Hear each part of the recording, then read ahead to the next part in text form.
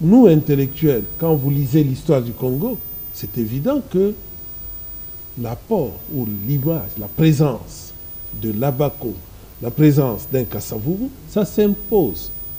Ça s'impose. Donc, je me réjouis en passant que dans son discours d'hier, le chef de l'État, Félix-Antoine Tshisekedi, a élevé Kasavubu, n'est-ce pas, au rang de héros national.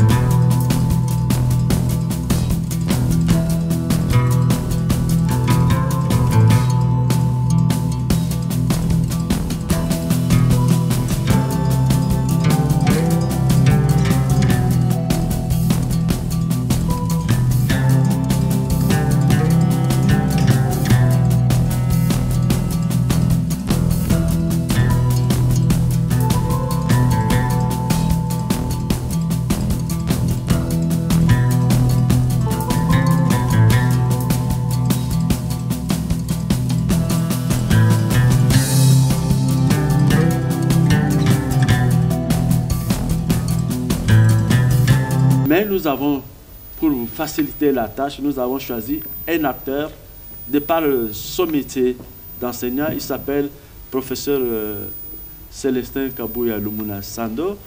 En plus, c'est un acteur politique parce qu'il est sénateur. Et à travers votre métier de sociologue politique, 60 ans d'indépendance, c'est un ensemble de faits sociaux qui vous intéressent tous les jours lorsque vous êtes en contact avec des étudiants, vous êtes en contact avec les autres acteurs. Finalement, l'indépendance ou les matières politiques, c'est votre raison d'être. Oui, c'est ma raison de travailler, disons. C'est cela. Mais il est évident que dans l'optique de la construction du fonctionnement d'un État, d'une république, d'une démocratie, dans la perspective de l'évolution d'un peuple, évidemment, nous sommes en plein sociologie politique et l'indépendance constitue un moment fort. Ailleurs, on parlerait même de révolution. Et la question se pose de savoir où en est cette révolution. Mais justement, voilà la grande question, professeur. En 1960, vous avez quel âge? 12 ans. 12 ans. Et aujourd'hui, vous avez plus que ça. Oui. Quelle analyse, quelle perspective par rapport à l'âge de 12 ans, vous voyez les faits comme... L'imaginaire est rattrapé par la raison. C'est-à-dire, j'ai encore en mémoire, bien sûr, la vie coloniale. J'ai encore en mémoire les quartiers où nous vivons entre noirs, loin des blancs. J'ai aussi en mémoire l'école maternelle avec les demoiselles blanches. J'ai aussi en mémoire le jour de l'indépendance et la distribution des bonbons, des biscuits, de chocolat dans les écoles. J'étais à Somala, à Kipushi, donc dans la province du Haut-Katanga actuel, n'est-ce pas, 30 km de Lubumbashi. Et cette effervescence vit encore dans ma mémoire comme une grande fête. Une grande fête. Et aujourd'hui, 60 ans après, vous-même, vous êtes un des acteurs clés, enseignant, professeur de sociologie politique, expert, celui qui accompagne parfois des acteurs politiques à mieux comprendre les faits. Vous-même, aujourd'hui, vous dites 60 ans après. Est-ce du gâchis ou de quelque chose qui a été gagné? 60 ans après, je disais, on est rattrapé par la raison. On n'est plus dans l'imaginaire, on est dans la raison, on réfléchit et on réalise qu'en fait, l'indépendance, c'est être laissé, accepter d'être laissé à soi-même pour faire soi-même son propre avenir. On s'aperçoit que on est passé d'un État colonial avec une vie sociale de ségrégation raciale, avec peut-être une prospérité relative concentrée à quelques localités. Et aujourd'hui, on se dit, mais au fait, tous ces bienfaits-là que nous vivions à l'école maternelle, à l'école primaire, toute cette compétition qu'on menait avec hargne pour arriver dans une bonne école secondaire où l'on trouvait des enseignants sérieux qu'on redoutait et où on apprenait des choses merveilleuses, n'est-ce pas, en sciences. Tout ça paraît comme quelque chose qui a été construit par d'autres et dont nous avons joui. Or, l'indépendance, c'est dire, tiens, est-ce que nous sommes capables nous-mêmes, non seulement de créer ces choses-là, non seulement de les maintenir, mais même de les améliorer. Et c'est là que on s'est dit, tiens, à l'indépendance, nous sommes partis peut-être dans quelques combats tout à fait inégaux. Combat inégal, d'abord par la nature de l'État. On réalise que le passage de l'État colonial à l'État républicain, c'est un défi. Et c'est nous-mêmes, ce n'est pas les Belges qui allaient construire l'État républicain. C'est nous-mêmes qui allions devoir créer nos propres institutions politiques. C'est nous-mêmes qui allions devoir choisir les animateurs de ces institutions politiques. Et ce premier défi, nous le courons encore parce que en 60 ans, on a enregistré combien de textes constitutionnels, n'est-ce pas? On en est peut-être 12 ou 13 qui ont essayé de régir l'État. On se rend compte que choisir les animateurs de notre État, des institutions étatiques, c'est aussi un autre combat, n'est-ce pas, sur lequel nous sommes encore stagiaires, parce que la démocratie... Stagiaire, 60 ans après. Oui, parce que la démocratie représentative, n'est-ce pas, n'est pas encore tout à fait installée. Représentative, ça veut dire quoi? Ça veut dire que le peuple accepte d'être représenté et d'être conduit à travers ce que nous appelons en sciences politiques des corps intermédiaires, par un parlement, par une assemblée nationale, par un sénat, constitué d'élus. Or, le rapport entre les élus et le peuple, il y a toujours un moment de distance. Un moment de distance, rien que quand vous voyez le taux de retour, c'est-à-dire, on voyait une législature, combien sont réélus?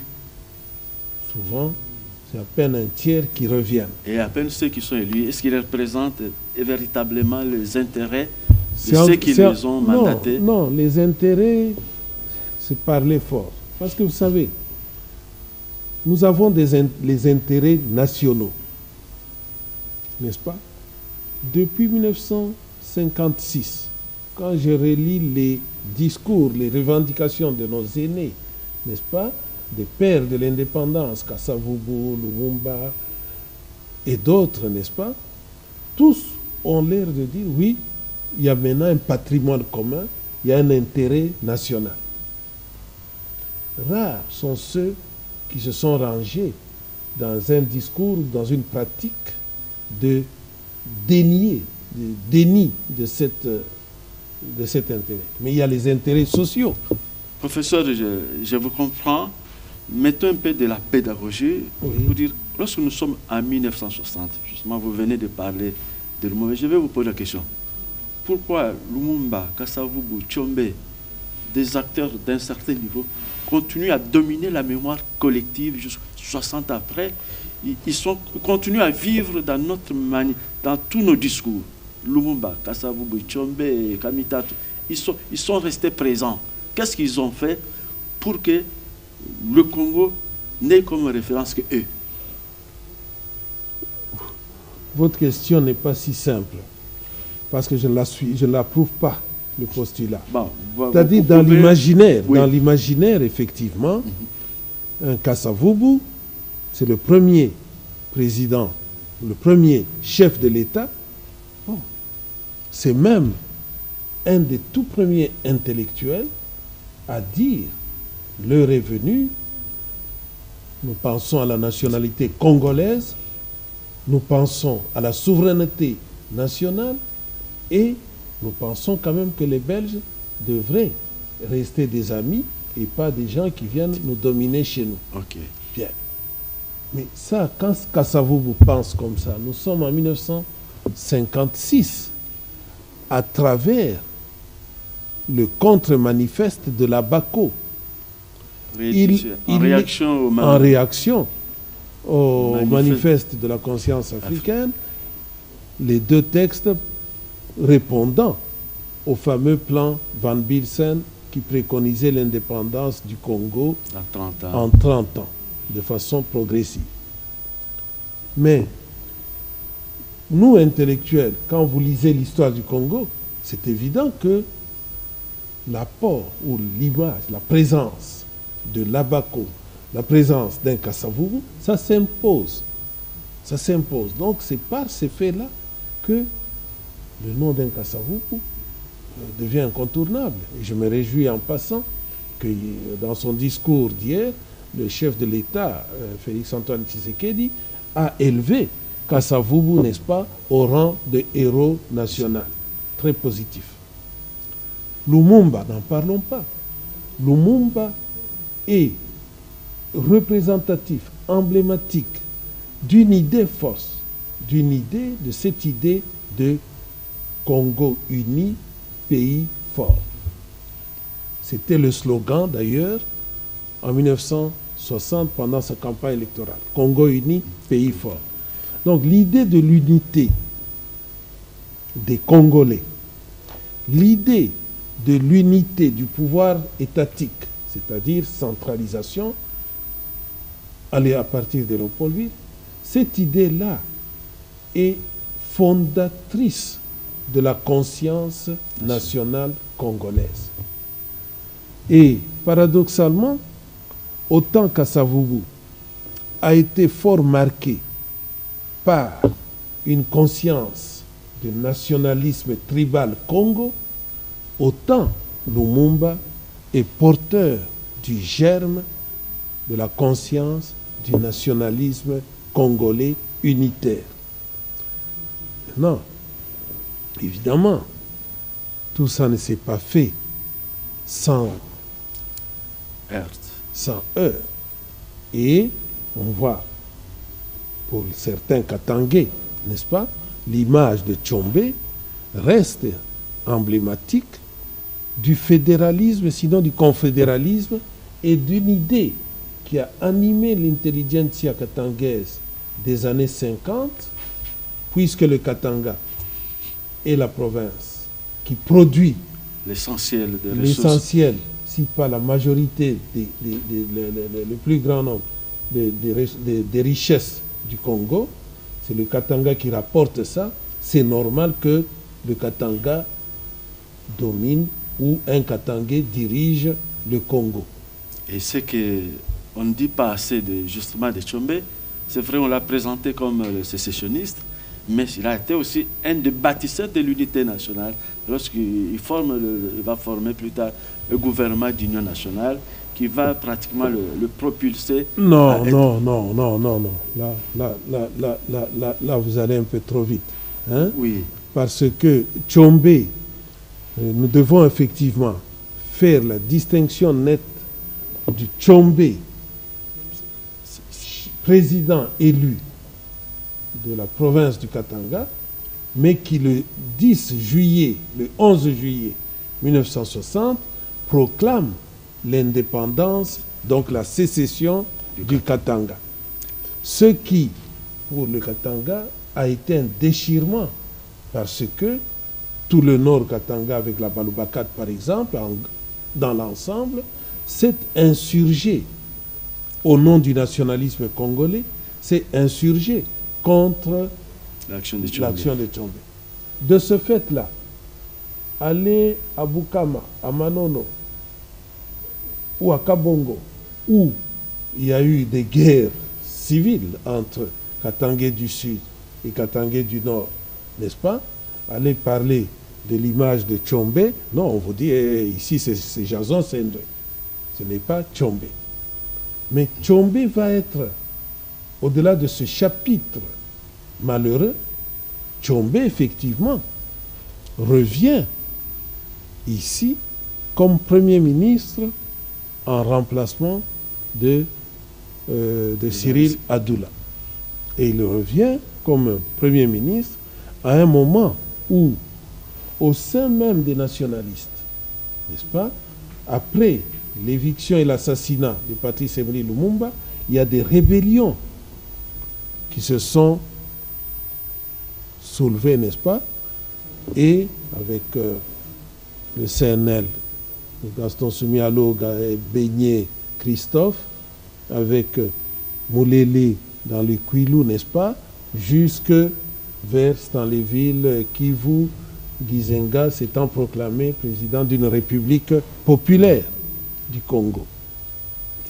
Là, en 64, effectivement, on voit Tshombe qui revient et qui tente une réconciliation.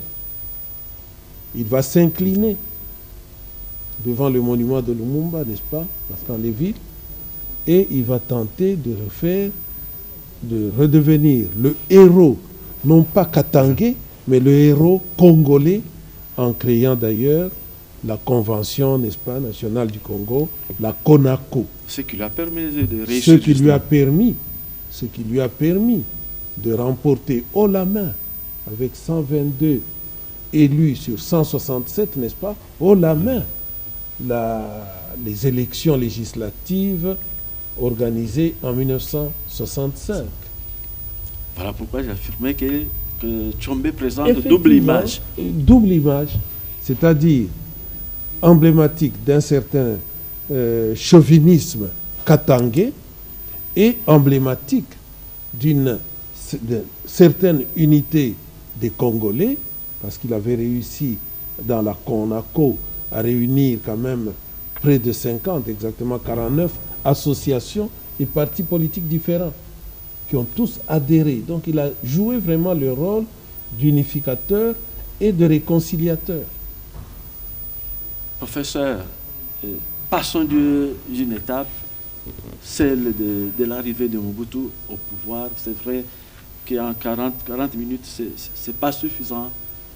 Intervient un autre acteur qui était déjà visible pendant la table ronde en Belgique, et puis on l'a vu avec quelqu'un a dit que un moment a parlé de Mobutu comme la belle-mère de tous les dirigeants, n'est-ce pas, qui se sont succédés à la tête de l'État. Effectivement, le président Mobutu est secrétaire particulier de Patrice Emery Lumumba.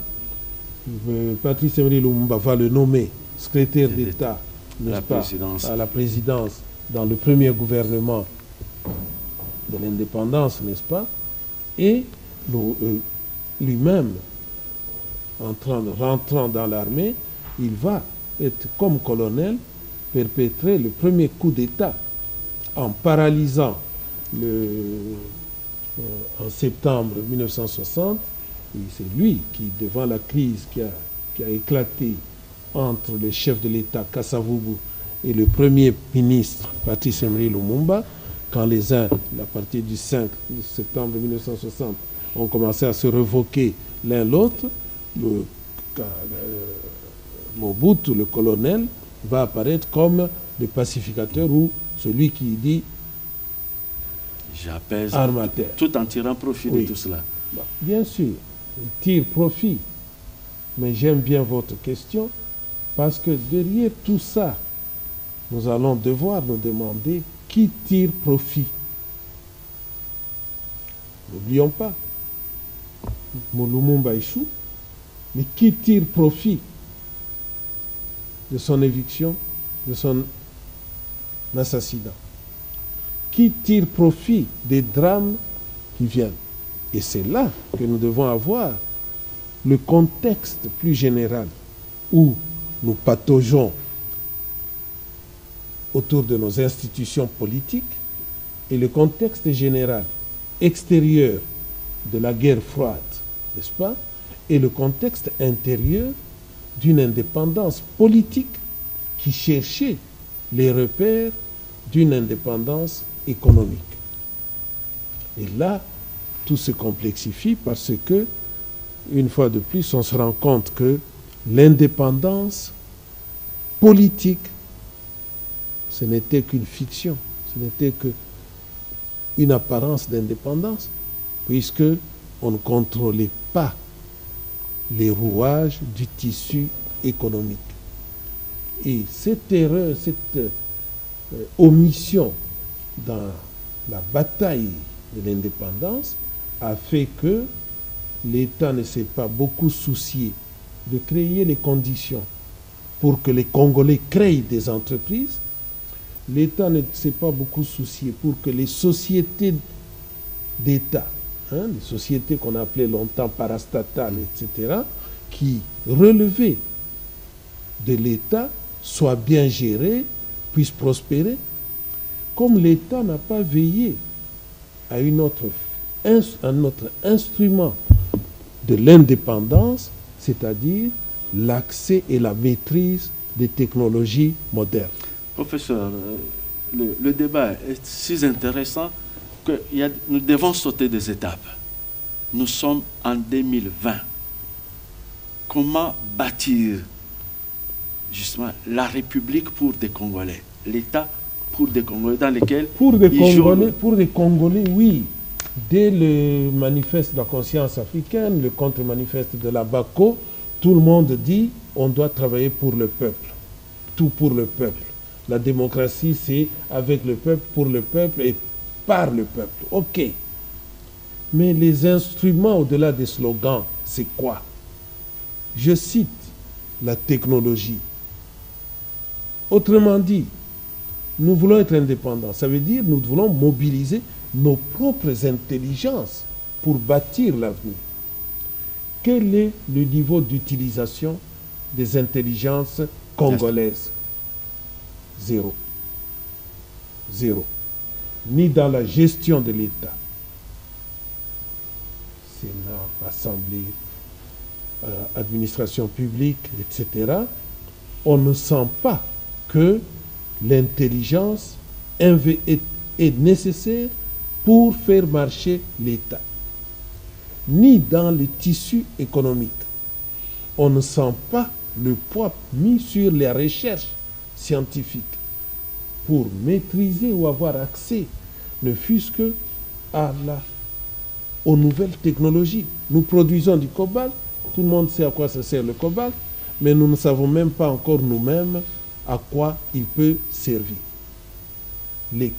On le sait de par la connaissance. Pour les besoins des autres. Pour les besoins et les découvertes. Les besoins et les découvertes des autres. Mais nous avons quelque chose.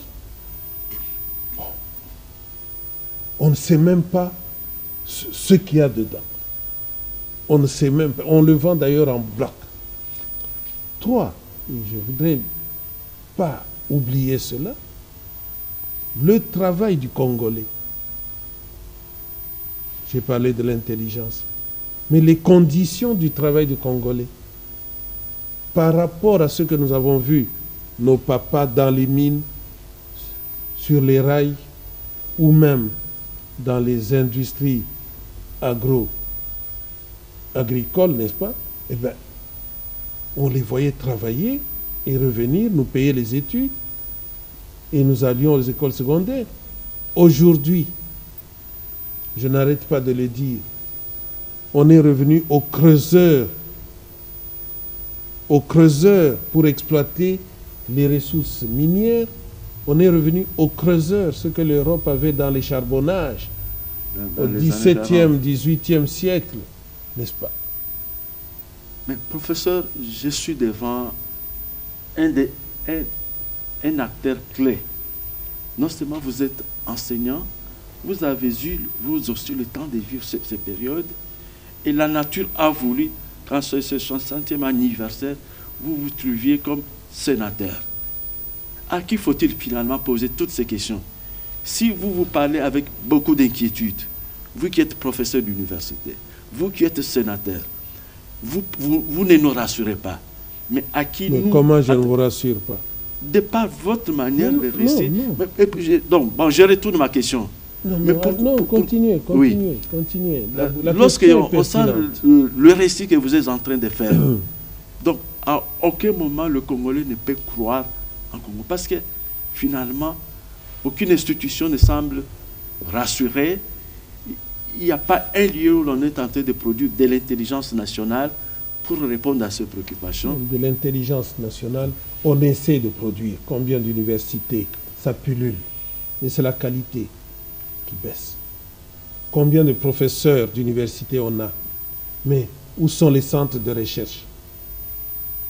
Même les bibliothèques tendent à disparaître du décor intellectuel. Mais je vais plus loin. Chacun qui crée une entreprise sait qu'il lui faut un homme expérimenté, un homme qui a étudié quand même, qui sait ce que c'est l'économie, le commerce, la gestion financière, etc. Mais pourquoi nous croyons qu'au niveau de l'État, 3 ans post-secondaire suffisent pour être député? Or, quand on est député, quand on est sénateur, c'est là qu'on demande l'imagination créatrice. C'est là qu'on réfléchit sur les lois qui doivent organiser le pays. Or, on considère que ce travail de l'État, comme député, comme sénateur, non, il suffit de 3 ans post-secondaire. Pour être gouverneur de province, on a même dit 18 ans.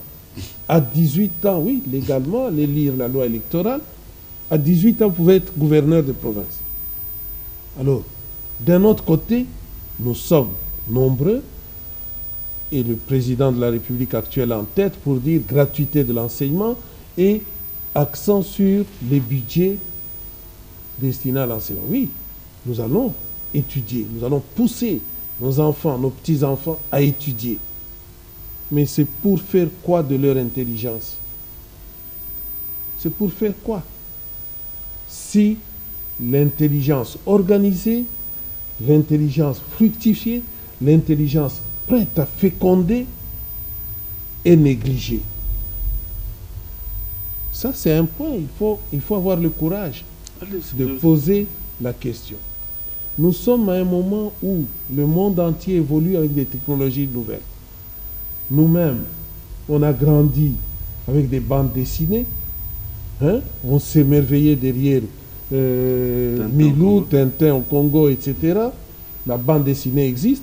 Mais aujourd'hui, vous voyez une petite de 4 ans qui vous joue sur un téléphone avec des jeux, etc.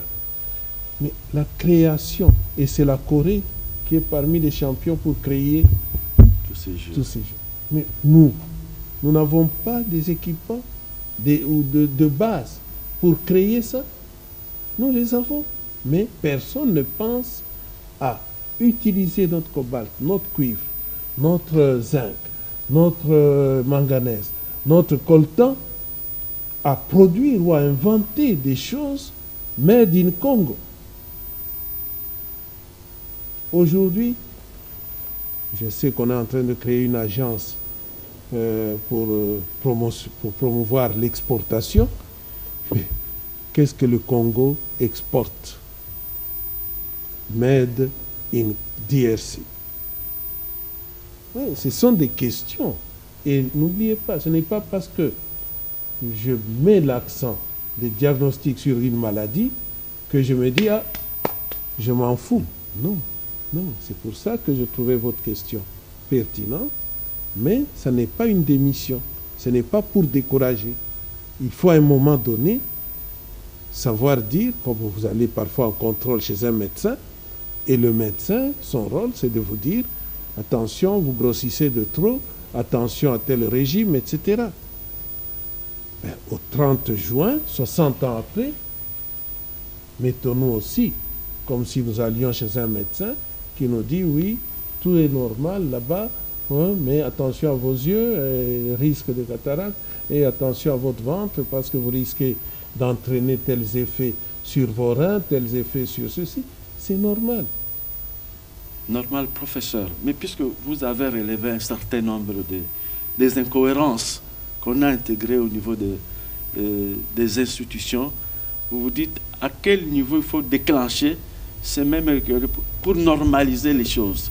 À quel niveau qu'il faille toucher de manière qu'on se remette dans un processus de prise en charge généralisée et de manière critique.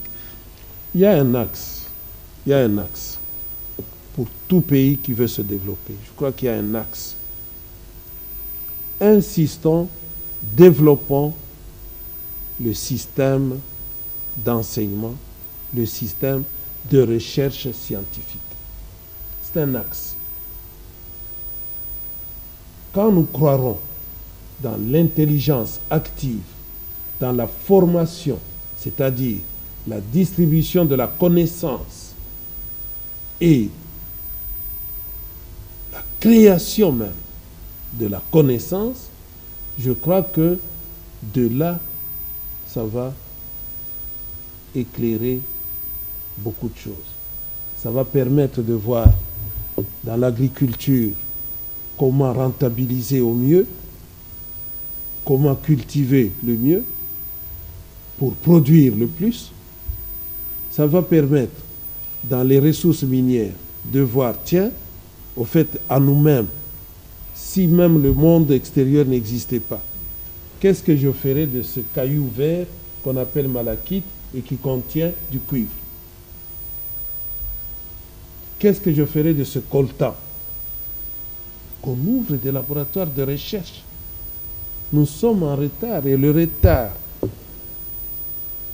du Congo, comme de l'Afrique noire d'ailleurs, il est plus un retard dans la connaissance, dans la maîtrise et la production des technologies. Même ces questions de race, je me dis, oui, tout ça risque d'apparaître comme secondaire. Nous avons grandi, et certains qui ont mon âge se souviendront,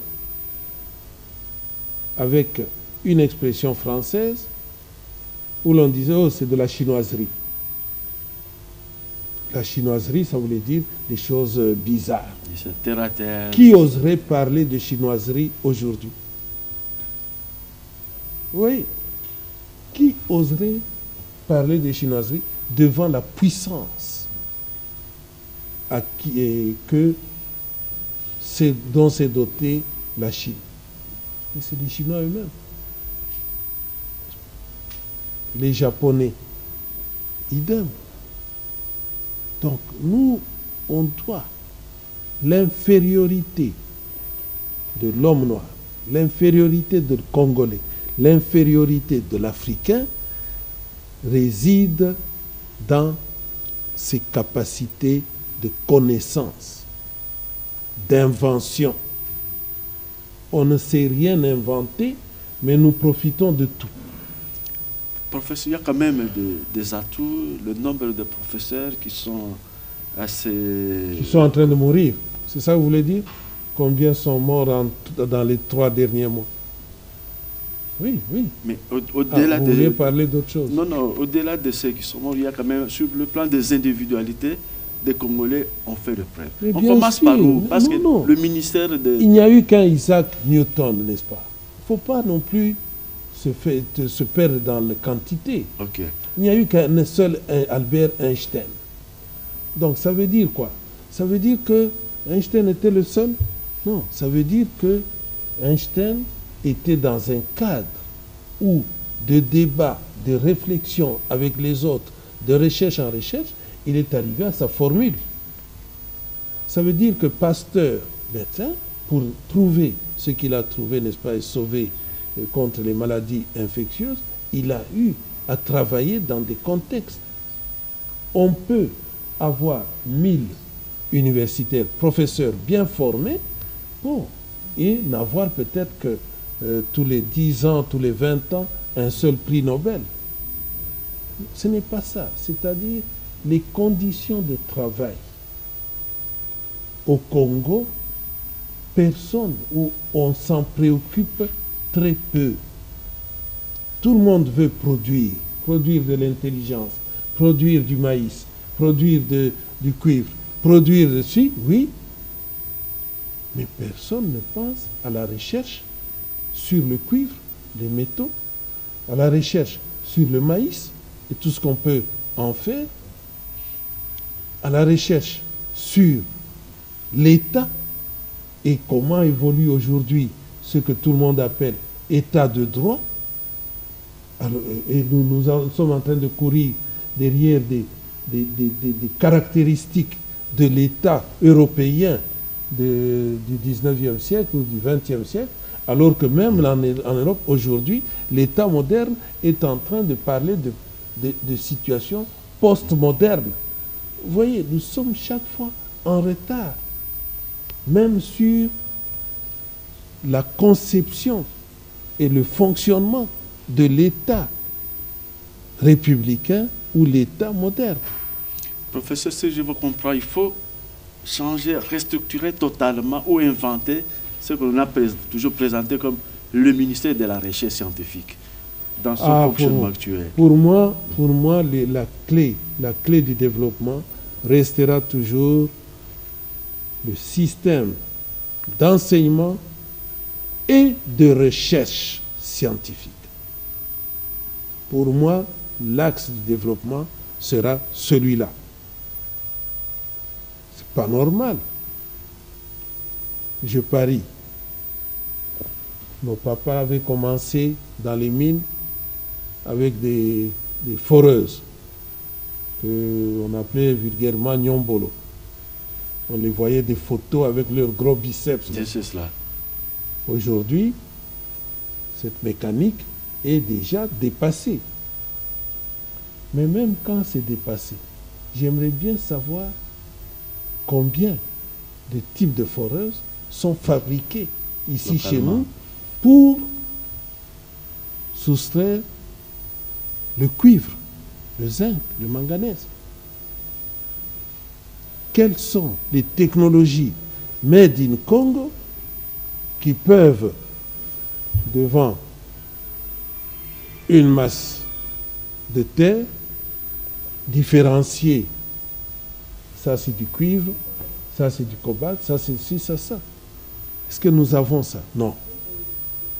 Nous vendons tout en vrac et les autres savent dire, voilà, il y a autant de cobalt, il y a autant d'or, il y a autant de trucs dans les 10 tonnes que vous me donnez. Professeur Kabouya, nous sommes obligés d'atterrir. Quelle perspective pour le Congo de demain au regard justement de toutes les expériences que nous avons vécues les uns les autres, 60 ans après? Vous savez, c'est prétentieux de dire voici la perspective. Je crois qu'il y a une chose qui est évidente, que chacun fasse au mieux le travail qu'il a à faire.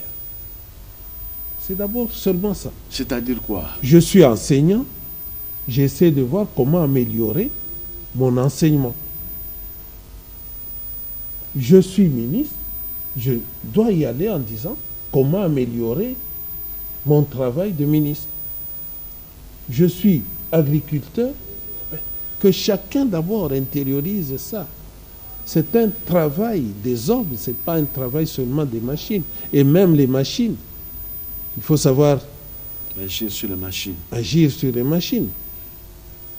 Donc, le reste, nous sommes en démocratie, les gens peuvent se réunir et créer eux-mêmes leur vision, partager une vision du Congo et dire, tiens, nous allons faire ceci ou ça. Ça s'appelle parti politique, ça s'appelle, je ne sais pas quoi, quelle corporation. Oui, mais moi, je ne suis plus au stade où on joue les conseillers lointains en disant, ah, il faut. Non, non. je me regarde et je me dis, je suis Congolais, j'ai choisi, j'ai étudié pour le métier d'enseignant, je suis professeur d'université et je me demande chaque fois dans mon bureau, qu'est-ce que je peux encore lire, qu'est-ce que je peux encore trouver pour mieux faire comprendre à mes étudiants c'est quoi l'État, c'est quoi une société en développement, c'est quoi la relation entre l'État et la société. C'est mon métier. Comme j'espère qu'un médecin passe aussi des heures à se dire, tiens, quel est le meilleur médicament par rapport à ce que j'ai étudié il y a 30 ans. Quel est le meilleur médicament qui peut soigner telle maladie, telle maladie. Quelle est la meilleure technologie pour soigner des hémorroïdes, pour soigner ceci, pour soigner cela. Que chacun perfectionne son travail. Et l'État est là pour créer les conditions de cette amélioration. Bien, merci professeur pour votre contribution à ce débat qui ne fait commencer parce que nous sommes en train de vivre le moment de notre soixantenaire et donc ça devrait être le moment de réflexion, d'analyse, de critique et de jeter des lumières pour permettre aux uns et aux autres afin que nous puissions rencontrer les besoins qui ont émergé dans les années 60, le sens de l'indépendance, le sens de l'État, le sens de vivre en commun. Vivre en commun pour les Congolais et pour vivre en commun pour tout le monde. Et trouver satisfaction pour tous ceux qui travaillent. Et c'est ça effectivement le défi qui relève pour les gens qui travaillent lorsqu'on arrive à la fin de sa carrière et que l'on se retrouve dans la pauvreté. Pourtant on a travaillé toute sa vie, mais au bout de la chaîne, on meurt pauvre. La perspective de la pauvreté, la perspective de la misère qui se projette devant nous, voilà autant de problèmes. L'utilité du travail. L'utilité du travail. Oui. C'est dommage qu'en vieillissant, on se dise tout mon travail m'a servi à rien. Ça, c'est dommage. Et ça ne devrait pas être. Voilà pourquoi, encore une fois, professeur Kabuya Lumuna Sando, merci à vous, chers téléspectateurs qui nous avez suivis autour de ce débat en termes d'une sorte d'évaluation de 60 ans de l'indépendance de la République démocratique du Congo. Le professeur n'a pas eu la prétention d'avoir à lui seul une réponse ou des réponses. Il nous pousse plutôt à réfléchir comme communauté, à réfléchir comme État, et afin de trouver des réponses. Mais pour l'instant, nous sommes la RTNC. Oui, je disais à quelqu'un, nous sommes tous là, coronavirus, n'est-ce pas? Oui. Problème de santé publique. Public. Mais je vois quelqu'un qui sort de chez lui, devant un ruisseau qui draine des matières polluantes, des sachets de détritus,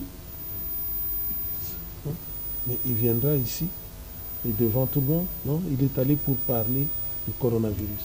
Vous voulez que je me dise quoi? Que ce monsieur est conscient de ce qu'il dit ou bien il sacrifie à un folklore? Voilà. Plein de crasse qui polluent et plein de vendeurs le long de ce ruisseau, Kalamou ou autre. Non, mon rôle n'est pas celui-là. Mon rôle, c'est d'aller distribuer d'abord des... Le marche contre le coronavirus. On se dit, oui, c'est bien le folklore, mais je ne comprends pas. Bon, voilà des inquiétudes qui nous font être soulevées. Bah, le temps, c'est le temps. Nous devons atterrir et voilà pourquoi nous avons des raisons de remercier d'abord le professeur lui-même pour le déplacement vers notre studio et toute sa contribution à ce débat. Et à vous, chers téléspectateurs, merci pour tout l'intérêt que vous avez bien voulu accorder à l'espace de la RTNC autour du 60 ans de l'indépendance de notre propre pays. Et nous vous disons merci et au revoir.